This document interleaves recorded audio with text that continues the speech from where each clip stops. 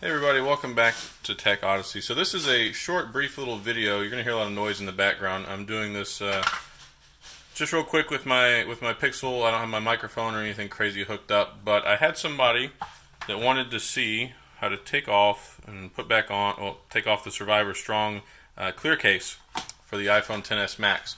So this one does fit rather snugly, and they had mentioned that they put it on and it seems like it's on there really tight and are worried about taking it off. So I'm going to go ahead and do a quick demonstration. So it does take a little bit more effort to get this phone inside of this case. So the phone is in there now.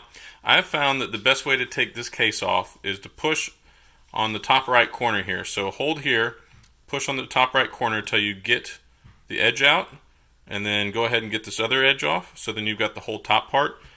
Hold the phone like this and squeeze your fingers in there. Oh, Siri wants to talk. There we go.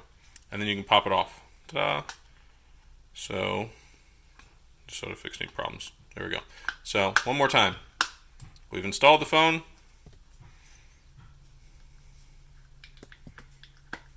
And we've got the phone back out of the case. Ta-da! Easy peasy. Alright, well hopefully that was helpful. Y'all have a great weekend.